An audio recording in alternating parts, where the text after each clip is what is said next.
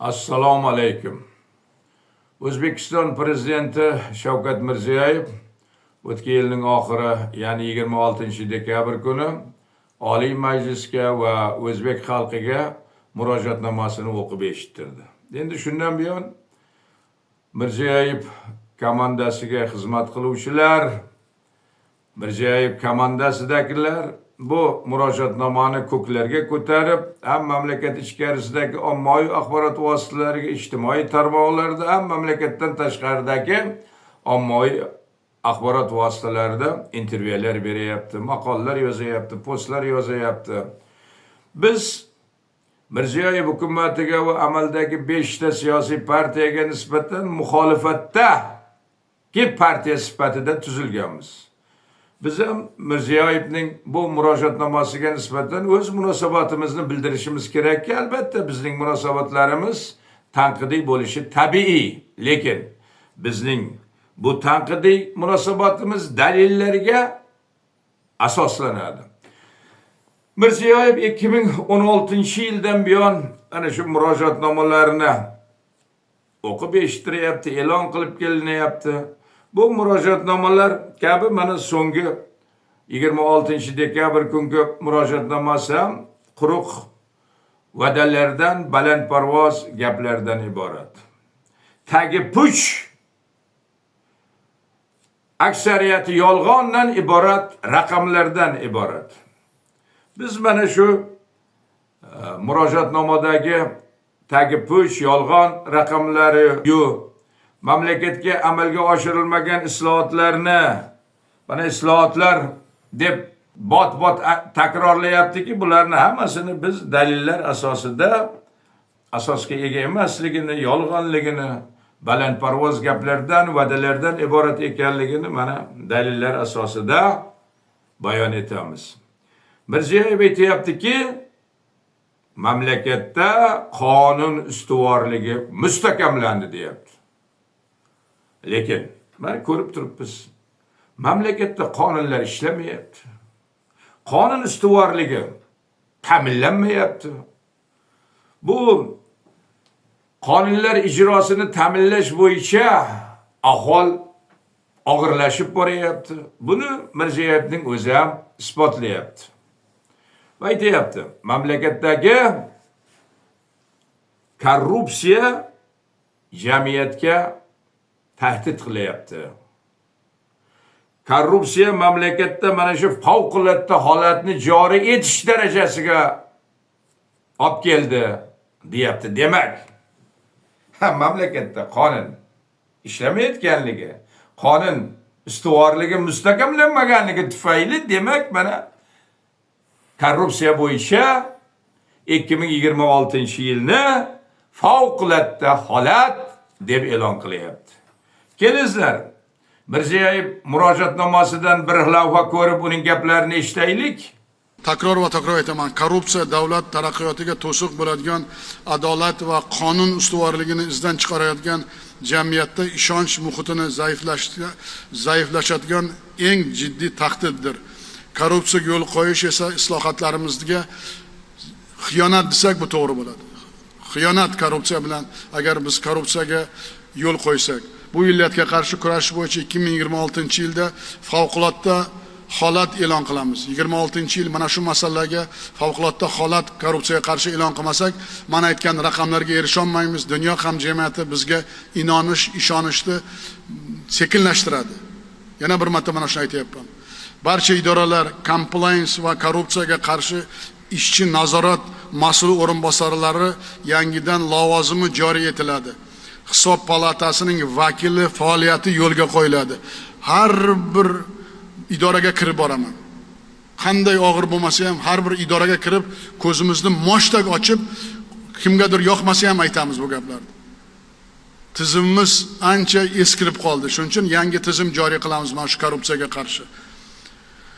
Ushbu rahbarlar, bu men qo'ygan mana shu yangi tizim yaratayotgan rahbarlar tizimdagi nopok shaxslarni aniqlash, shuningdek byudjet mablag'larini talon-taroj qilish va mansabni suiiste'mol qilish holatlari oldini olish bo'yicha ta'sirchan nazoratga o'tadi va prezident oldida hisobot beradi.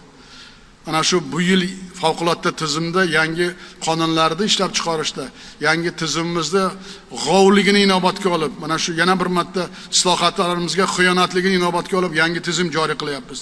Davlatning har bir so'm mablag'i resursi bo'yicha shaxsiy javobgarlik kuchaytiriladi.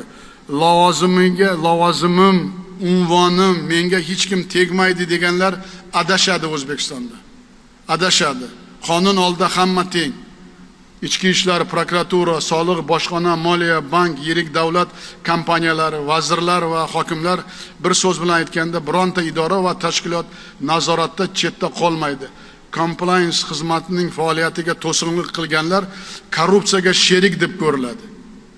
Ana shuni bilinglar. Bu yangi tizim majbur bo'ldim bu tizimni joriy qilishga. Qulog'imga ko'p gaplar kelyapti. Bu deb baholanadi va javobgarlik shunga mos bo'ladi. Prezident administratsiyasi compliance xizmati bu tizimning 1-yanvardan boshlab barcha davlat idoralari va tashkilotlariga ishga tushirilib, jilovni mahkam qo'lga olsin.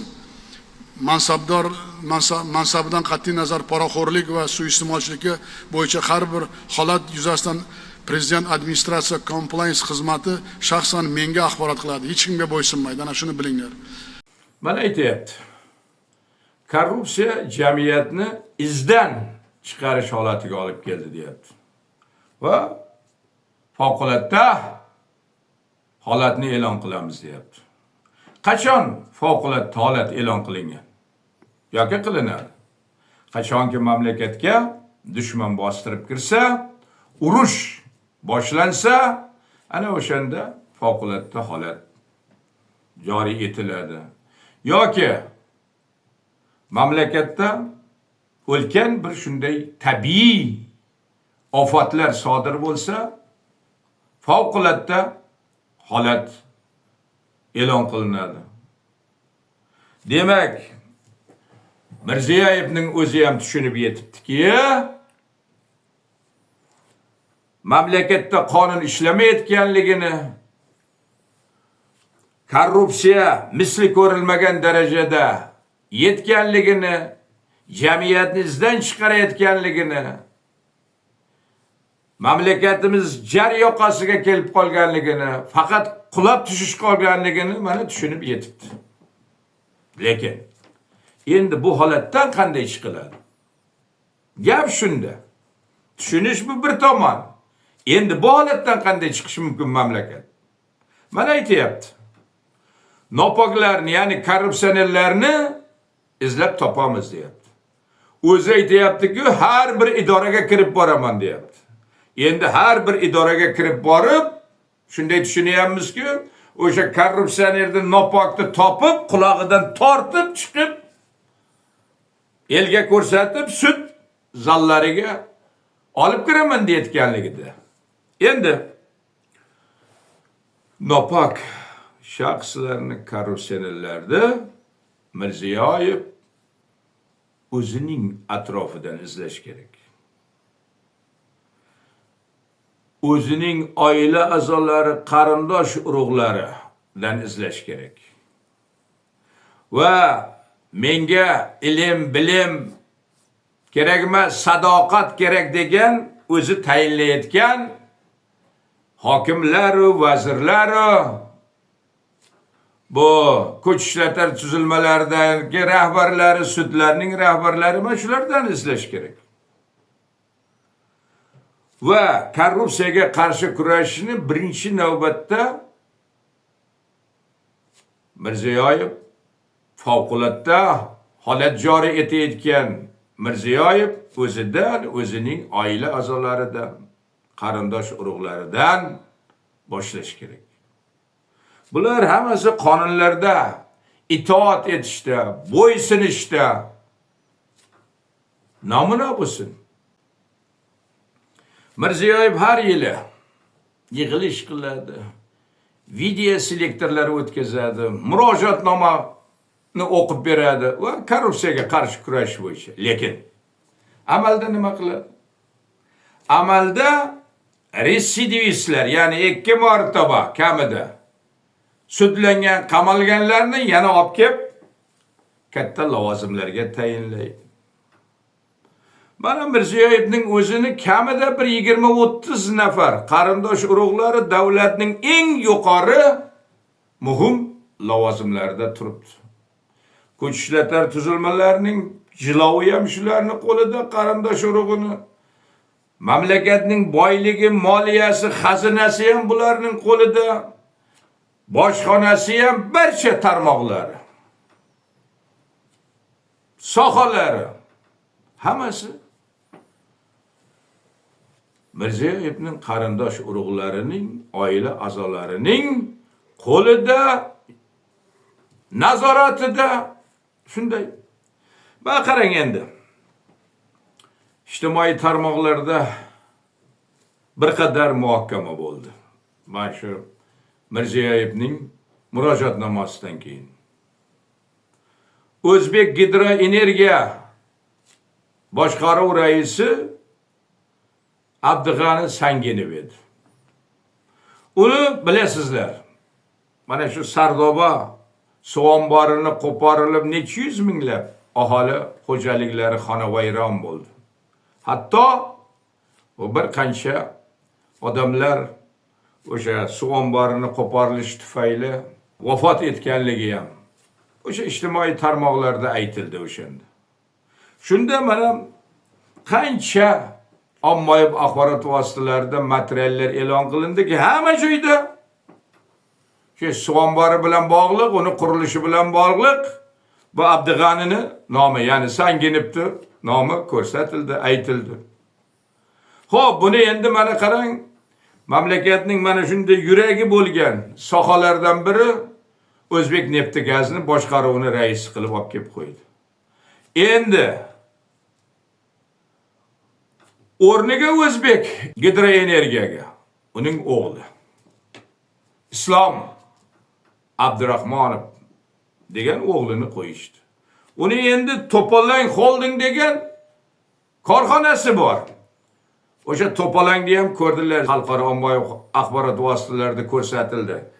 Butun Surxondaryo ahli 3 milliondan ortiq qo'rquvda turdi. Bu yuz bergan o'sha yerdagi voqealar tufayli To'polang suv omboridan suv xuddi Sardoba kabi ketsa nima bo'ladi Surxondaryo? Axir xalqi uning xo'jaligi suv ostiga qolib ketadi deb. U yerda ham mana. Endi o'sha Sanginovlar bilan bog'liq. Mana endi buni o'g'lini olib kelib otasini o'rniga qo'ydi. Yoki qarang. Mana Yunusobod tuman prokurori. Bulam Sanginov Abdug'anining o'g'li Yahyo Abdurahmonov. Qarangki bu Yunusobodga prokuror bo'lib kelgandan keyin bu o'g'li Yahyo ismli o'g'li.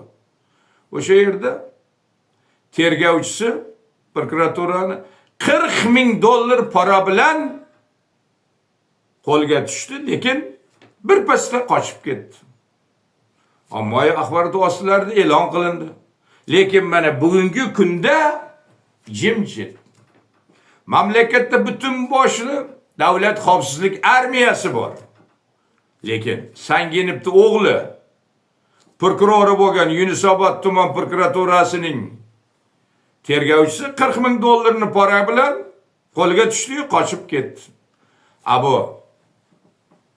davlat xavfsizlik xizmati biz muxolifatchilarni poylashadi. Yoki Botir Tursunovning o'g'li Ulug'bek o'sha rahbari bo'lgan ichki ishlardagi 7-bo'limmi muxolifatchilarni kuzatadi. Qarang, bu nima degan-ki? Mamlakatning yuqori lavozimlarini hammasini Mirziyoyevning qarindosh urug'i quda andasi egallab olgan bo'lsa. Endi bular o'zidan ketinki sohalarni beradi. Abdug'aniga beradi, Sanginovga yoki Ramatovga beradi. Va bu Abdug'anining oila a'zolari o'sha uning atrofidagi yoki unga parallel bo'lgan tarmoq sohalarni egallaydi. Qayerga qarasiz? O'sha qarindosh urug'lik davlat tepasida ham, undan keyingi bosqichlarda ham bu qanaqasi? Mana uning Mirziyoyevni murojaatnomasida jamiyatni izdan chiqargan, mamlakatni favqulodda holatga olib kelgan korrupsiyaga qarshi urush ochamiz deb va oradan 2-3 kun o'tgandan keyin mana bunaqa qarindosh urug'chilik, ota bolalikni yanada qo'llab-quvvatlab lavozimlarni manday bo'lib beryapti.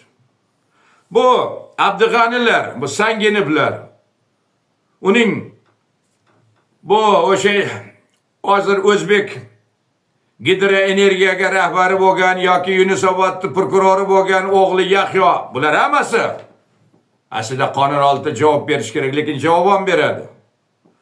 Mirziyoyevning bu rejimi, diktaturasi abadiy emas. Mana kecha Venesuela o'sha prezidenti Maduro mana bir kunda holatini ko'rib turibsizlar. Xalqi bittasiga ham himoyaga chiqmadi. Shuncha uni qo'riqlab yotgan kuch ishlatar tuzilmalari bitta uni himoya qilib bitta o'q ham otmadi. Bu korrupsionerlarning, nopoklarning xalqni mana bunday xonavayron qilayotganlarning, mana bu Sardoba kabi suv omborlarini qurib va o'sha qo'porilgan suv omborlari kabi 100 minglab aholining xo'jaligi xonavayron bo'ldi. Qancha odamlarning o'lib ketganligi matbuotda e'lon qilindi. Yoki mana boshqa joylarda. Bularning hammasi vaqti keladi javob beradi. Bu Abdug'anisi ham, uning o'g'illari, Yahyosi ham, Islomiy ham yoki bu Mirziyoyev atrofidagi boshqa mana unday unga xalqqa emas, unga vatanga emas, unga bunday go'yoki sadoqat bildirib korrupsiya qilayotganlar, nopok ishlarni sodir etayotganlarni hammasi javob beradi. Korrupsiyaga qarshi kurashishda yangi tizim joriy etamiz deyapti. Har yili deyarli yangi tizim joriy qiladi. Mana korrupsiyaga qarshi kurashish agentligini joriy qildi. Korrupsiyaga qarshi kurashish milliy kengashi bor. Korrupsiyaga qarshi kurashish hududiy mana bu kengashlari bor. Bu har yili mana bunday yangi tizim joriy etgan sayin korrupsiya yanada avj olib, rivojlanib, jamiyatni shunday chirmoq kabi manday siqib rivojlanishga, nafas olishga deyarli yo'l bermay qo'yyapti. Endi xo'p, mana 5 kuni yodlaringizda bo'lsa, korrupsiyaga qarshi kurashishning Milliy kengashining kengaytirilgan yig'ilishi bo'ldi. Shu korrupsiyaga qarshi kurash Milliy kengashining kengaytirilgan yig'ilishida Mirziyoyev nutq irod qildi. Va nima dedi? Korrupsiya jamiyat tanasidagi saratondir dedi. Demak, Mirziyoyev, uning oila a'zolari, qarindosh urug'lari va sadoqatli uning kadrlari, hokimlari, vazirlari, prokurorlari deylik, umuman kuch ishlatar tuzilmalaridagi hammasi jamiyat tanasidagi saratondir bular. Mirziyoyev, uning qarindosh urug'lari, atrofidagilar jamiyat tanasidagi saratondir aytayapti. Shu kengaytirilgan yig'ilishda. Nima? Korrupsiyaning o'q ildizini topishimiz kerak degandi. Ha, o'q ildizi hammamiz bilamiz. O'q ildizi bu yakka hokimlik tuzumi. O'q ildizi bu shu yakka hokimlikning tepasida turgan va uni yopishib olgan Mirziyoyevning o'zi, oila a'zolari, qarindosh urug'lari. Mana shu o'q ildizi. Va bu o'q ildizidan boshqa ildizlar hokimlari, vazirlari va hokazo. Ildiz. O'zi-yu mana matbuotda aytadi, bosh korrupsioner deydi. Bosh o'g'ri deb yozayapti. Hatto Ali Bobo va 40 qaroqchi kinofilmidagidek Abu Hasan deb yozayapti. Odamlar biladi-yu axir.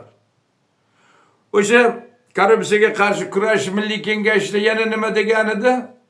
Aytgandiki, hashamat va dabdabaning ildizini quritishimiz kerak edi degani. Hashamat ham, dabdaba ham o'zining atrofidagilar, qarindosh urug'lari. Mana Jizzaxda qanday dabdabali marosimlar o'tkazishadi. Toshkentda mana kuyovlari, ayniqsa ikkinchi kuyov butun boshli mahallani tekislab tashlab hashamatlar quradi. Ha o'zlari-yu. Hashamatning o'q ildizini quritish kerak bo'lsa, mana o'zidan, atrofidan, qarindosh urug'idan boshlash kerak. Ha mana o'zi Mirziyoyevning o'zi ilgari ham bir necha aytdik, qonunga itoat etishda, bo'ysunishda, qonundan ustun turmaslikda, ha bir namuna bo'lsin elga. Ha xo'p, bu korrupsiya jamiyat tanasidagi saraton bo'lsa, ha unda qarindosh urug'lariga, avval lavozimlarda turgan, davlatning yuksak lavozimlarida turgan qarindosh urug' oila a'zolariga javob ber, siyosatdan uzoqlashtir. Aralashmasin siyosatga. O'z kasbini qilsin. Endi shu mana Mirziyoyevni tiyib turadigan mamlakatimizda birorta institut yoki organ bormi? Yo'q. Mirziyoyevni tiyib turadigan umuman mamlakatda kuch yo'q. Agar muxolifatdagi partiya faoliyat qilayotganda edi. Mana biz tuzgan muxolifatdagi Haqiqat va taraqqiyot demokratik partiyasini ro'yxatdan olganda edi, biz Mirziyoyevni tiyib turar edik. Bu orqali unga do'stlik ham qilgan bo'lar edik. Xo'p, uning qarindosh urug'larini, faoliyatini ustidan nazorat qiladigan, tekshiradigan organ bormi? Uning qarindosh urug'lari, oila a'zolarining boyligini bir tekshiradigan organ bormi? Mana bosh prokuror Nigmatilla Yo'ldoshev. Shu Mirziyoyev qarindosh urug'larini faoliyati ustidan qonuniylik qani doiradami yoki to'plagan boyliklari halol yo'l bilanmi shu tekshiriladimi? Shu Nigmatilla Yo'ldoshev. Yo'q axir. Demak mamlakatda birorta organ, institut, kuch yo'qki Mirziyoyevni tiyib turadigan, uning qarindosh urug'lari to'playotgan boylikni tekshiradigan yo'q.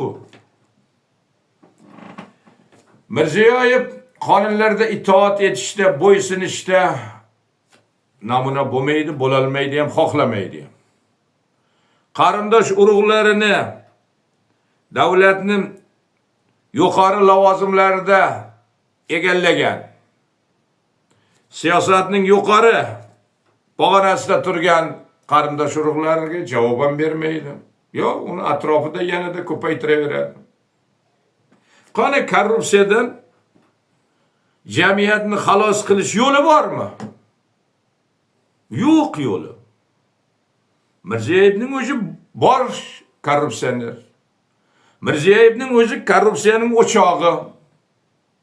Mirziyoyev va uning oila a'zolari, qarindosh urug'lari jamiyat tanasidagi saraton kabi shunaqa odamlar, shaxslar. Bu qonunlarga itoat etishda, bo'ysunishda namuna bo'lmaydi. Qarindosh urug'larni siyosatdan, davlat lavozimlaridan uzoqlashtirmaydi. muxolifatdagi partiya ro'yxatdan o'tilishiga tishtirorlig'i bilan qarshi kurashadi, yo'l bermaydi. Qani?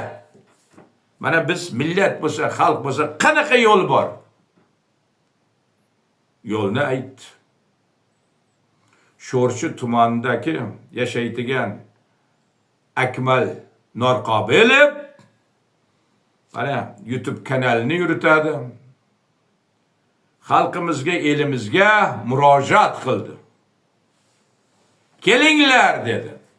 2026-yilni muxolifat yili deb e'lon qilaylik dedi. Demak, xalqqa murojaat bilan chiqyaptiki, mamlakat qanday ahvolda kelib qolganligini, jarga qulash arafasida turganligini, davlatchiligimizni yo'qotib qo'yish xavfi paydo bo'lganligini mana sezib, kelinglar. Agar Mirziyoyev o'sha 2026-yilda deylik mahalla yili deb rivojlantirish va jamiyatni taraqqiy ettirish yili deb e'lon qilayotgan bo'lsa, kelinglar shuni biz ta'minlash uchun 2026-yilda muxolifat yili deb e'lon qilaylik va muxolifat partiyaga birlashaylik dedi. Biz agar haqiqatdan mamlakatimizni bu xavf xatarlardan, bu halokatdan qutqarish, avlodlarimizga bir shunaqa bir davlatchiligimizni, O'zbekistonimizni bir erkin, adolatli jamiyat sifatida meros qilib qoldirishni xohlasak, muxolifat partiyaga birlashishimiz kerak. Mana so'rovnomalar o'tkazilyapti.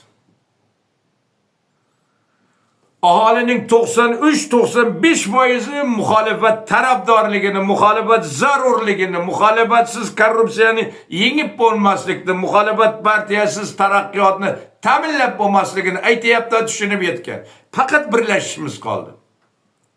Agar biz muxolifat partiyaga birlashmasak, millat bo'lib, xalq bo'lib, bu Mirziyoyev, uning oila a'zolari, qarindosh urug'lari, uning atrofidagilar, jamiyatimizni tanasidagi saraton kabi hamma tomonni bo'g'ib, jamiyatimizni nafas oldirmaydigan darajaga keltirib, davlatchiligimizni yo'q qilishi, mamlakatimizni boshqa mamlakatlarga qaram vassal bo'lib qolishiga olib keladi degan fikrdaman.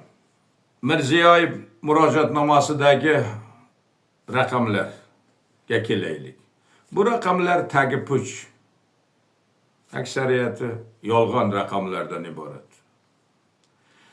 Avval aytayki, Mirziyoyev shu murojaatnomasida mazmuni shunday bo'layaptiki, go'yoki u qabul qiladigan qarorlar orqali iqtisodiy o'sishni ta'minlanadi. Aytayapti-ku, shuncha kredit beriladi, buncha subsidiya ajratiladi, shuncha loyihalar ishga tushiriladi va hokazo.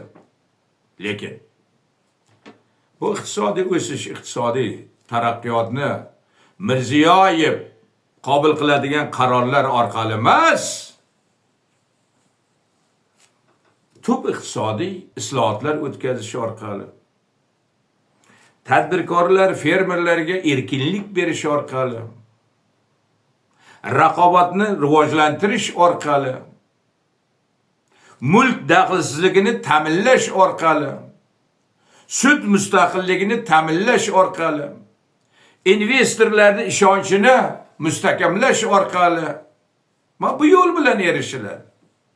Mirziyoyev qabul qiladigan qarorlar yoki u shuncha kredit ajratiladi, buncha subsidiya beriladi, buncha loyihalar ishga tushiriladi degan qarorlar bilan emas. Qo'yinglar. Ishlab chiqaruvchilar, xizmat yaratuvchilarga fermer tadbirkorlarga erkinlikni beribinglar, o'zlariga qo'yib beringlar. Ularning ikkita majburiyati bor. Soliq to'lash va faoliyatidan ekologiyaga zarar keltirmaslik, boshqasiga. Nima qiladi? Mirziyoyev hukumati va uning hokimlari aralashib hamma joyga fermer tadbirkor ustidan hukmron g'allasini boshqasini tortib oladi. Ekkan ekimini ustidan haydatib tashlaydi. Unga bir og'iz e'tiroz bildirsa suv bermay qo'yadi, ekinni quritib. Uni yerini olib Xitoyga beradi. Kun yo'q u tadbirkor fermerga. Qo'yinglar. Erkinligini beringlar, nima ekadi, qanday ekadi, qayerga sotadi, qanchaga sotadi, uning o'zini ishi bo'lsin. Burunlaringni tiqmanglar. Ana iqtisodiy o'sish bo'ladi. Umuman Mirziyoyev murojaatnomasida davlat ajratadi, ta'minlaydi, yaratadi degan fikrlarini aytayaptiki, go'yoki haqiqiy yaratuvchilar bu tadbirkorlar, fermerlar u qabul qiladigan qarorlarni go'yoki ijrochisi undan boshqa emas. Bu yaratuvchi fermer tadbirkorlar ikkinchi darajadagi ijrochi odamlarga aylanib qolyapti. Mirziyoyev mamlakatga amalga oshirilmagan, mamlakatga qilinmagan yo'q islohotlarni aytayapti-da, go'yoki o'zi bu dunyo bo'ylab PR qilinayotgandek islohchi emas, islohchi prezident emas, go'yoki o'zini ma'murday namoyon bo'lyapti uning murojaatnomasida. Endi Mirziyoyev murojaatnomasida aytilgan raqamlarga kelaylik. Mana aytayaptiki, 2024-yilga nisbatan agar yalpi ichki mahsulot 114 milliard bo'lgan bo'lsa, 2025-yilda 145 milliard dollarga yetdi deyapti. Ya'ni yalpi ichki mahsulot 27% ko'payib 31 milliard qo'shilib 114 milliardga 145 milliard dollarni tashkil etganimiz. Endi bu asossiz. Mana o'zlari 2025-yilning birinchi yarmidagi iqtisodiy holatni, raqamlarni statistika mana shu qo'mitasi agentligi e'lon qilinganida 2025-yilning birinchi yarmidagi yalpi ichki mahsulot 807 trillion so'mni tashkil etdi. Iqtisodiy o'sish 7.2% ni tashkil etdi deb, bu o'sha vaqtdagi kursda 63 milliard dollarni tashkil etgan edi. Bu yarim yillikdagi bularning e'lon qilgan ma'lumoti. Endi Mirziyoyev aytayaptiki, mana 2025-yilda deyapti, yalpi ichki mahsulot 145 milliard dollarga yetdi deyapti. Vaholanki qarang. O'zlari aytayapti, iqtisodiy o'sish 7.2% deyapti. 25-yildagi iqtisodiy o'sish, yalpi ichki mahsulotning o'sishi 7.2% ni tashkil etgan bo'lsa, 25-yildagi bu yalpi ichki mahsulot 122 milliard dollarni tashkil qilish kerak. Bular 145 milliard dollar bo'ldi deyapti. Men o'zlari aytgan foizdan keltirib chiqaryapman. Iqtisodiy o'sish 2025-yilda 7.2% ni tashkil qilyapti deyapti, shu atrofda. Demak, shunday sharoitda yalpi ichki mahsulot 122.3 milliard dollarni tashkil qiladi. Yo'q, bularning raqami bo'yicha iqtisod go'yoki 27% ga o'sib, yalpi ichki mahsulot 31 milliard dollarga ko'payib, 145 milliard dollarni tashkil etganimiz. Agar 25-yildagi iqtisodiy o'sish 27% bo'lganda bilarmisiz? Hammamizning hayotimizda bu shunaqa namoyon bo'lar edi. Qani aytinglar, shu dunyoda 27% bilan har yili o'sayotgan biror bir mamlakat davlatni bir aytinglarchi bormi? Endi aytayapti qarang. 2026-yilda aytayapti. Yalpi ichki mahsulot deyapti 6.6% ga o'sadi va 167 milliard dollarni tashkil etadi deyapti. Agar mana prezident aytgan 145 milliard dollarning bular aytayotgan 6.6% da o'ssa, bu 154 milliard dollarni tashkil qilish kerak kelasi yil. Bular nima deyapti prezident? Yo'q. 167 milliard bo'ladi kelasi yil deyapti. Yalpi ichki mahsulot 167 milliardni yetadi deyapti. Ya'ni iqtisodni o'sishi 15% ni tashkil etadi deyapti. Qarang. E'lon qilyapti 6.6% ga o'sadi prognoz bo'yicha. 6.6% ga o'ssa bu 145 milliard dollar 154 milliard tashkil qiladi. Lekin prezident nima deyapti? Yo 167 milliard dollarga yetadi deyapti. Ko'rdingizmi? Bu oddiy maktab o'quvchilari ham bir qarashda anglaydigan arifmetik hisob kitobda bilmayaptimi bu prezident yoki ataylab yolg'on ma'lumotlarni e'lon qilyaptimi yoki ataylab jamoatchilikni, shu jumladan xalqaro jamoatchilikni chalg'ityaptimi? Chalg'italmaydi-yu, ko'zga ko'rinib turibdi-yu. 145 milliard dollarning mayli mana prezident aytganicha bo'lsa qolsin 2025-yildagisi. Xo'p, kelasi yil mana aytayotgandek 6.6% ga o'ssa, necha foiz bo'ladi? 154 milliard dollarni tashkil qiladi. Qayerdan olyapti? Prezident bu yo'q, 167 milliard dollarni tashkil qiladi deyapti. Yetamiz shunga deyapti. Mana endi umuman shundayki bizda iqtisodiy o'sish mamlakatning ichkarisidagi mana iqtisodiyotning holati bo'yicha iqtisodiy o'sish bo'lmayapti, orqaga ketilyapti. Yalpi ichki mahsulotni bular nimani qo'shyapti? Migrantlar, mehnat muhojirlari yuborayotgan 17.3 milliard dollarni qo'shyapti. Va tashqi qarz olayaptiki, buni investitsiya sifatida qo'shyapti. Bu nazorat qilinmaydigan iqtisod, ya'ni soyadagi iqtisod deyapti. Bularning hammasi o'sha korrupsiyalashgan bu hukumatdagilarning, Mirziyoyev atrofidagilarning o'ziniki. Men shuni qanday metodologiya bo'yicha qo'shyapti, uni Xudo biladi, o'zlari biladi. Mana ahvol, raqamlar.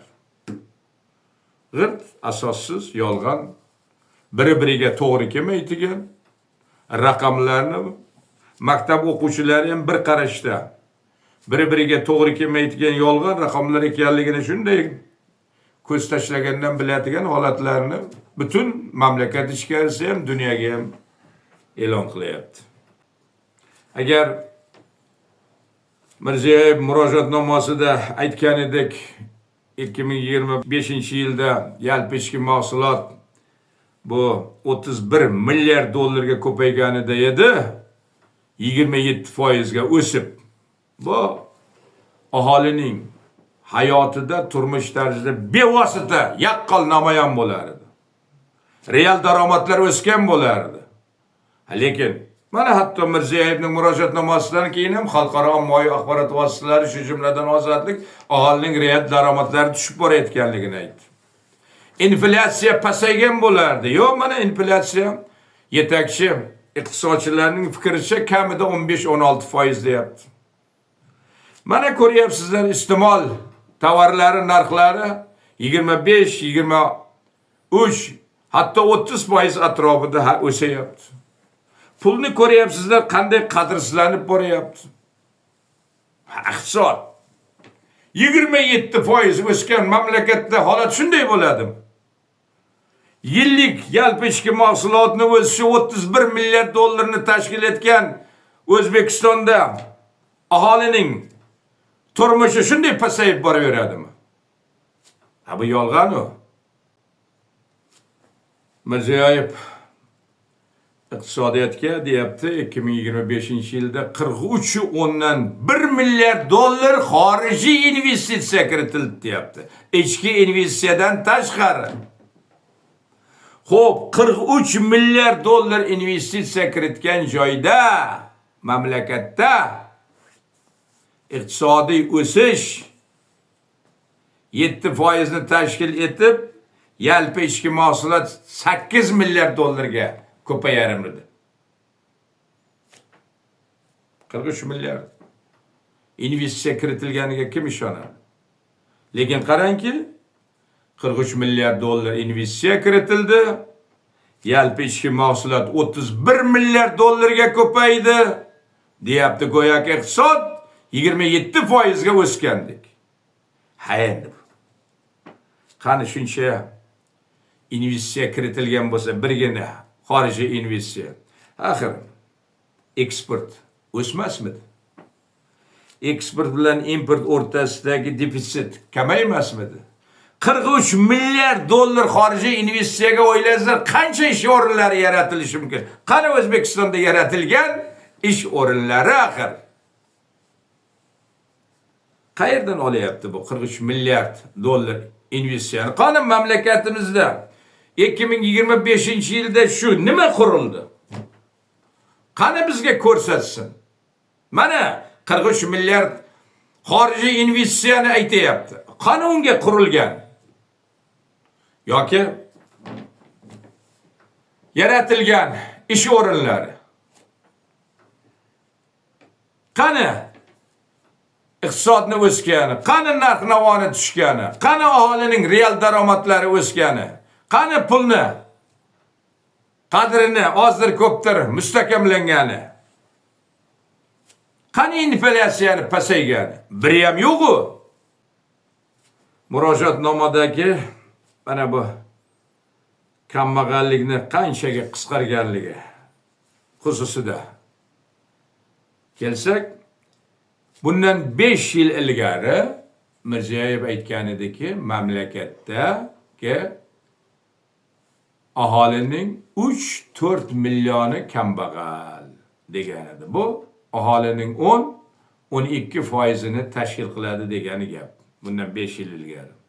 Hatto aytgan ediki, Samarqand viloyatida 48 ming xonadon kambag'al. Qashqadaryoda viloyatida 91 ming oila kambag'al hisoblanadi. O'zbekistonda 3-4 million kambag'al bor. Bu aholining 10-12%ni tashkil etadi degan mana shunday aytuvdi. Shu jumladan video selektorlarda ham aytuvdi. Ma o'tgan yil Samarqandda parlamentlararo ittifoqning 150 yubiley assambleyasida so'zga chiqdi-da, O'zbekistonda aholining 35% kambag'al edi. Biz shu kambag'allikni 8-10-9% ga tushirdik dedi. Ya'ni kambag'alni 35% kambag'al degani bu aholining 13 milyoni kambag'al edi dedi. Endi shundan 7 milyonni kambag'allikdan chiqardik.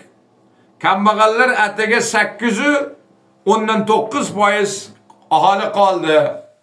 Buni ham yil oxirigacha o'sha 6-9 mi shu atrofga tushiramiz dedi. Endi qarasizlar.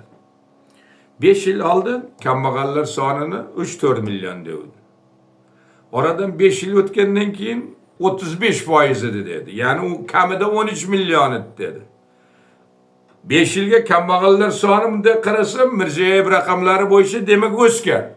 3-4 milliondan 13 millionga yetgan. Endi shuni 7 millioniga kamaytirganmish. Yana unda 6 million qolyapti. Mana qaysi raqamiga ishonish mumkin. Go u raqamni aytadi, go bu raqamni aytadi. Endi qarangki, bu murojaatnomasida kambag'allik chegarasi haqida gapiryapti. Biz deydi, mana shu kambag'allik chegarasida turgan aholining ehtiyojmand manasidan 8-9% yana mana qanchadir foizga tushirdik deyapti. Bu Mirziyoyev kambag'allik chegarasi deb atab bilmaydimi? Kambag'allik chegarasi nima ekanligini yoki xalqni chalg'itib aldayaptimi? Ha, O'zbekistonda axir kambag'allik chegarasi o'rnatilgani yo'q-ku. Butun dunyoda mamlakatlarning deyarli barchasida kambag'allik chegarasi qonun bilan o'rnatilib qo'yilibdi. Kambag'allik chegarasi nima degani? Bir kishining o'sha tirikchiligini uchun, yashashi uchun zarur bo'lgan ne'matlarning eng kam miqdorini xarid qilib olish uchun qancha daromad, ya'ni pul talab qilinadi. Ana shuni tirikchilik minimumi deydi. İste'mol savatchasi deydi. Kambag'allik chegarasi deydi. Qani O'zbekistonda tirikchilik minimumi o'rnatilganmi? İste'mol savatchasi joriy etilganmi? Kambag'allik chegarasi o'rnatilganmi? O'rnatilgani yo'q. Lekin Mirziyoyev murojaatnomasida kambag'allik chegarasida bo'lgan aholi elning shuncha qismini yana kambag'allikdan olib chiqdik. 1,5 million aholini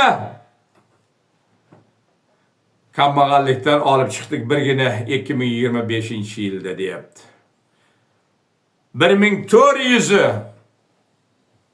o'sha 85 da yoki 35 da mahallani kambag'allikdan xoli hududga aylantirdik deyapti. Endi bu asossiz yolg'on u. Qani oldin kambag'allik chegarasini o'rnatinglar, qani ko'rsatinglar, aytinglar bizga. Mana bir kishining shu o'lmasdan yashab turish uchun iste'mol ne'matlarining mana eng kam miqdorini mana biz hisoblab chiqqanmiz. Shu iste'mol ne'matlarining eng kam miqdori uchun mana shuncha daromad talab qilinadi, shuncha so'm talab qilinadi. Mana shuni biz o'rnatib qo'yibmiz. Shundan pastda pensiya ham undan kam bo'lmaydi, nafaqalar ham kam bo'lmaydi, undan kam ish haqi ham bo'lmaydi. Shu chegaradan pastga biror bir kishiga daromati pastga tushirilmaydi. Davlat shuni kafolatlaydi.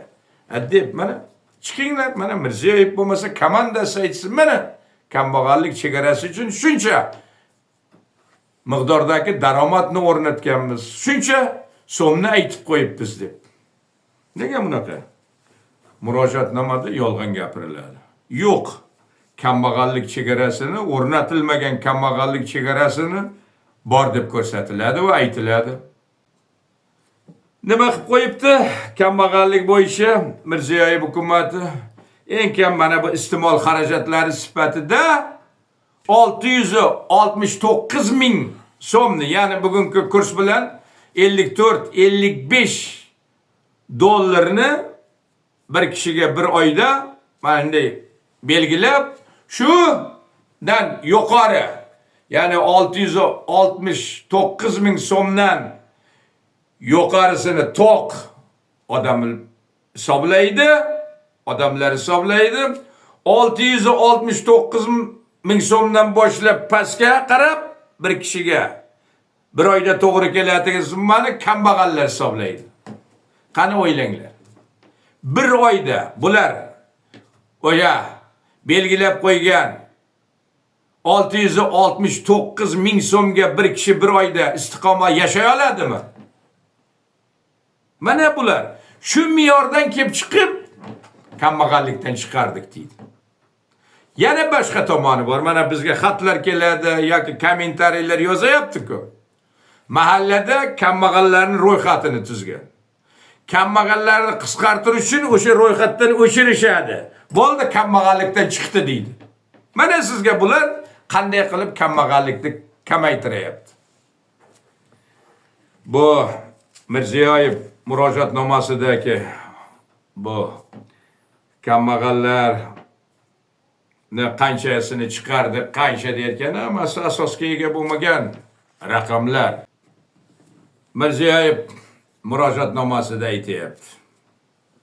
Sud huquq sohasida tizimida islohotlar bo'ladi, tub burilishlar bo'ladi deyapti.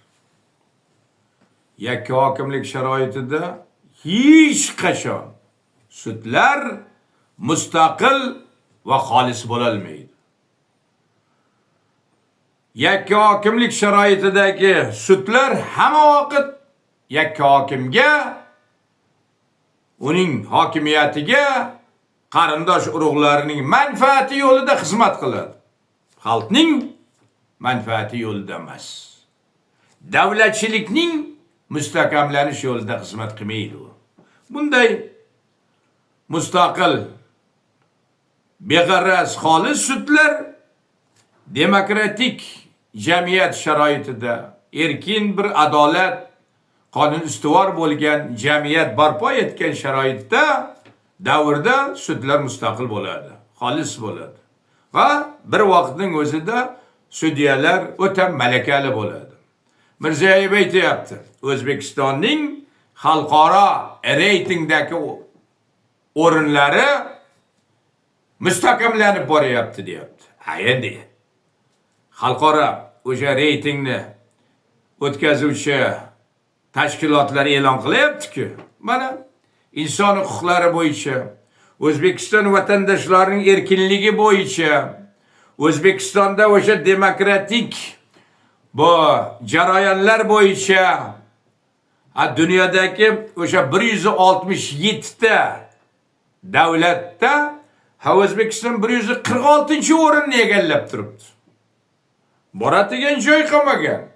Bu 146-o'rindan keyin Afg'oniston, Osiyodan yoki mana shunday Afrikadagi eng o'sha qaloq mamlakatlar yoki mana korrupsiyani aytdik. Korrupsiyada 180 mamlakat o'rtasida O'zbekiston 121-o'rinni egallayapti. Yoki mana iqtisodiy o'sish, iqtisodiy taraqqiyot to'g'risidagi asossiz tagi-puch raqamlarni e'lon qilyapti Mirziyoyev. Haqqon mulk daxlsizligi bo'yicha O'zbekiston 139 mamlakat ichida 138-o'rinda turibdi. Shunday sharoitda tadbirkorlik rivojlanadimi? Fermerlik rivojlanadimi? Ko'rib turibmiz. Xalqaro miqyosda investorlar ko'rib turibdi-ku O'zbekistondagi holatni. Shuning uchun xalqaro kompaniyalarning, yirik kompaniyalarning, brendlarning 87% aytayapti-ku, O'zbekiston bozoriga kirmaymiz deb rad etyapti. Mirziyoyev qayerdan aytayapti? O'zbekistonni xalqaro mana reytinglardagi o'rni boshqasi o'sib borayotganimiz. Yo'q, O'zbekistonga bo'lgan ishonch yo'q axir. Mana eslang, hatto O'zbekistonning Turkiyadagi elchisi bir intervyuda aytdi.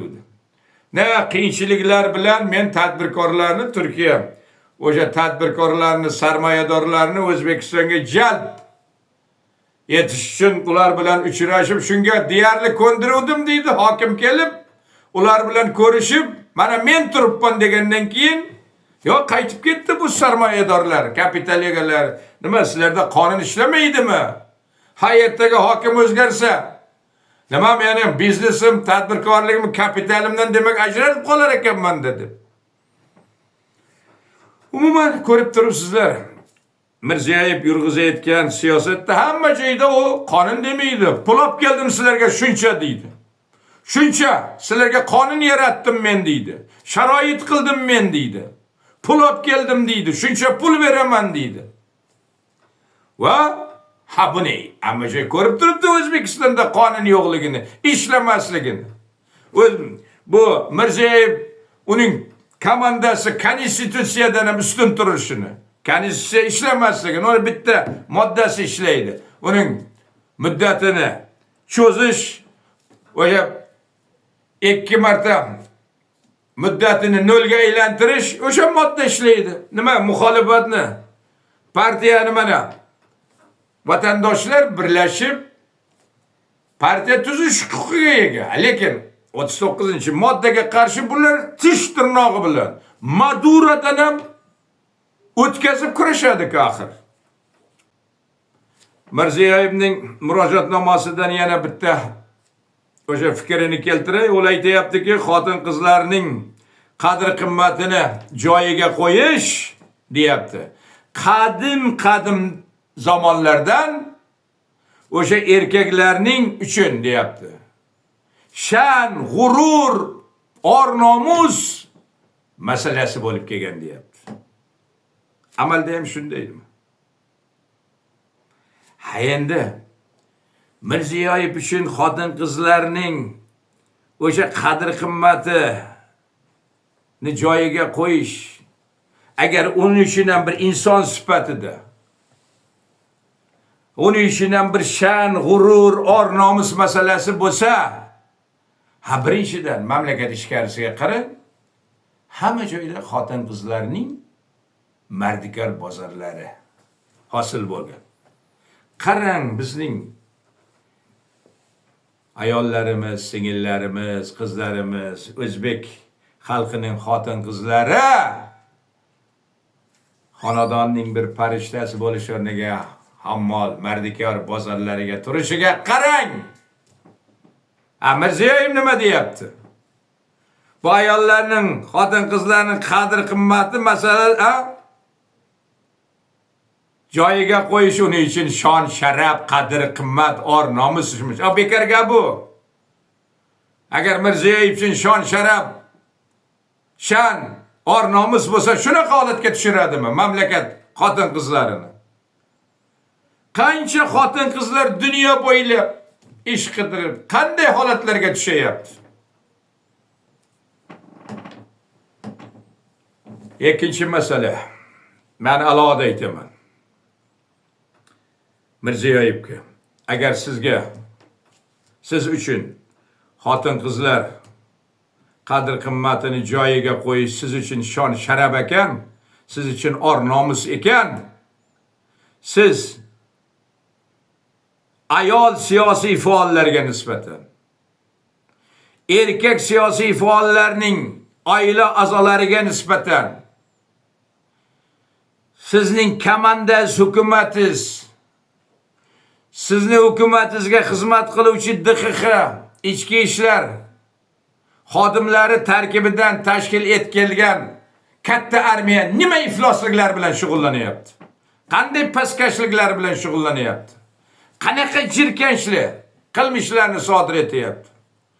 Bu siyosiy ayollarga, faol siyosiy ayollarga nisbatan, siyosiy faol erkaklarning oila a'zolariga nisbatan qanaqa iflos ishlarni, videolarni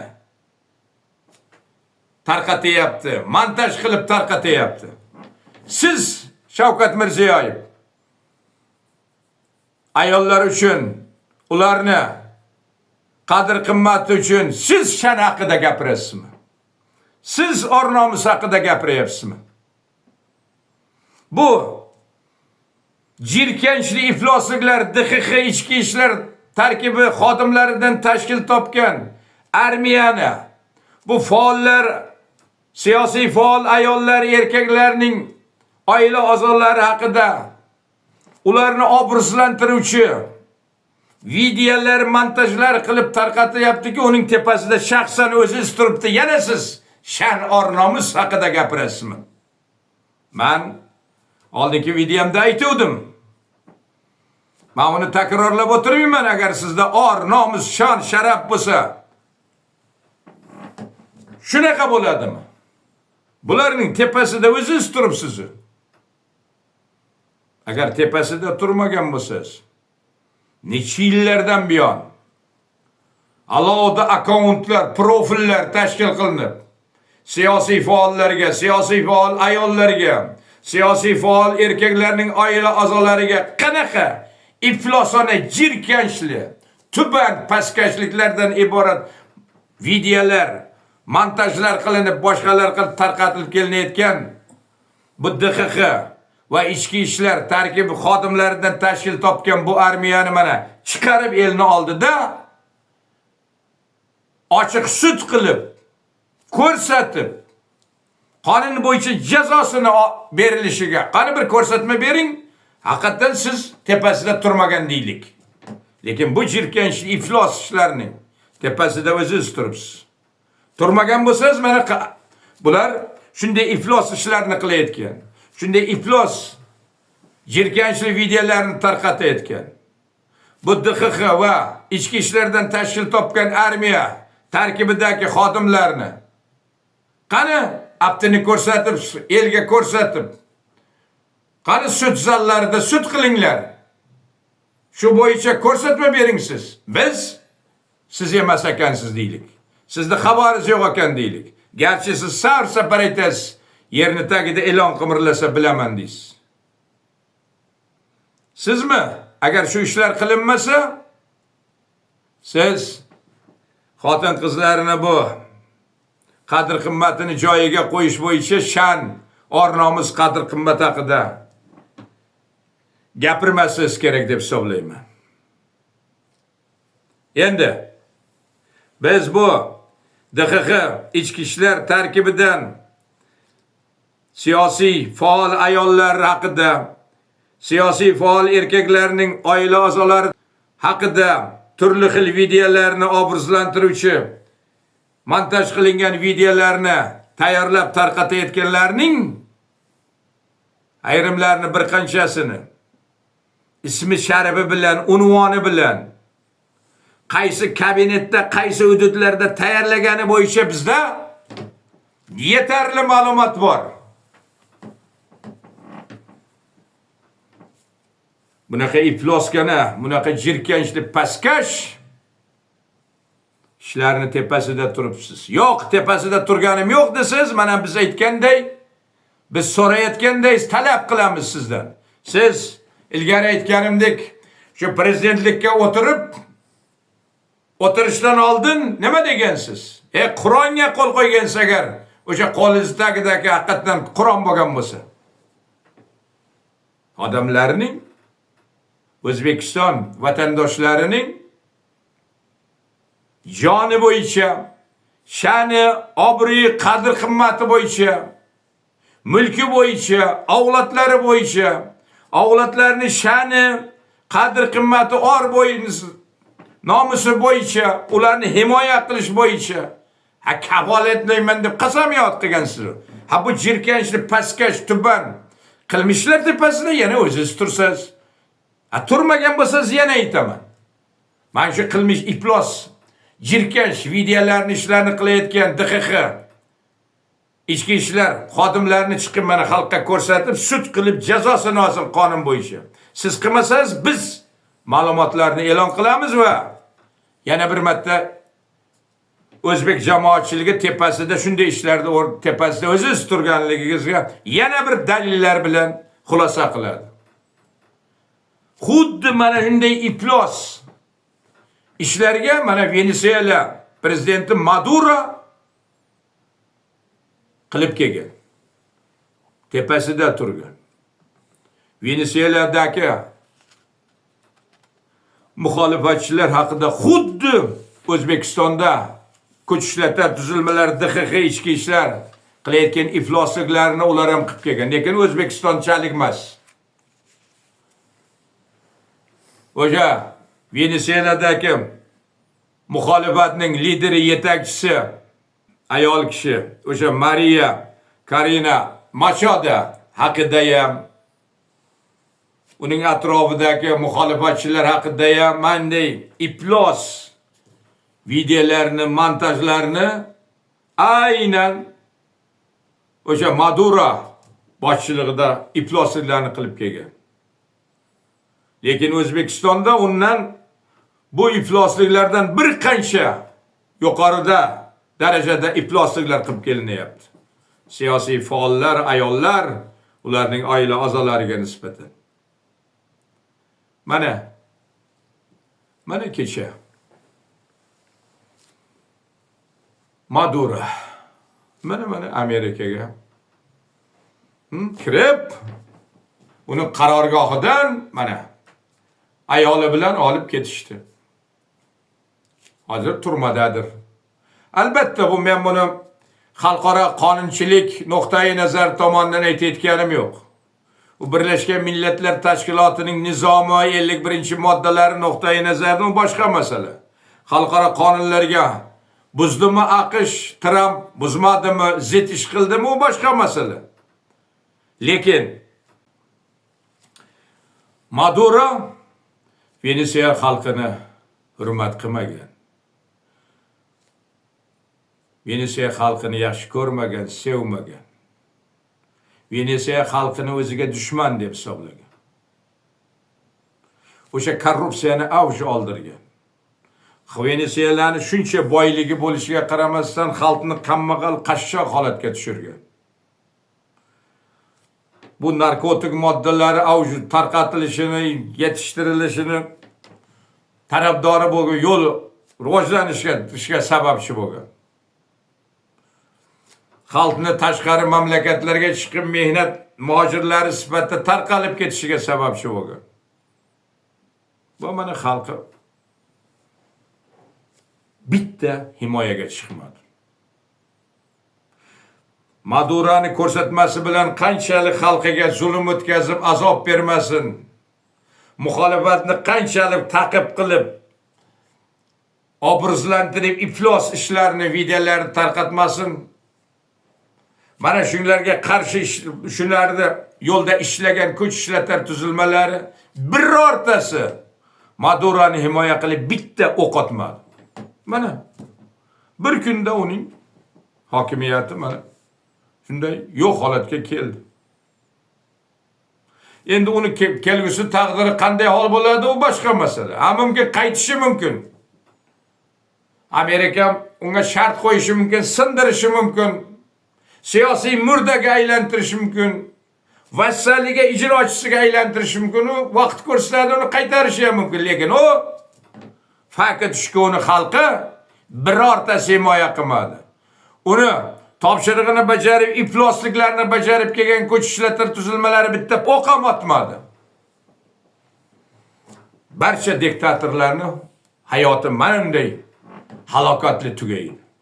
Uning oila a'zolarining hayoti ham mana bunday halokatli bo'ladi. Buni tarix ko'rsatib kelyapti.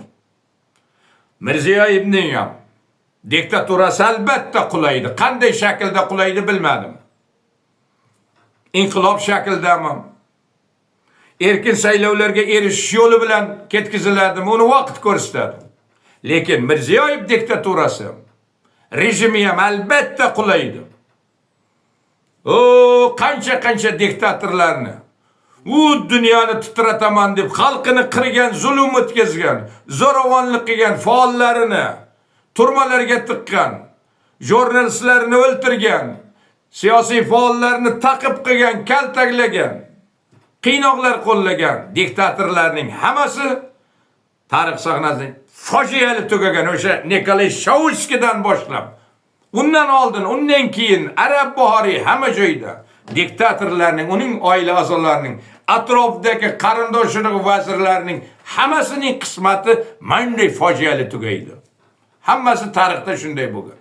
Endi O'zbekistonda Mirziyoyev diktaturasini ham albatta tarix sahnasidan ketadi. Lekin qanday shaklda uni vaqt ko'rsatadi, Xudo biladi.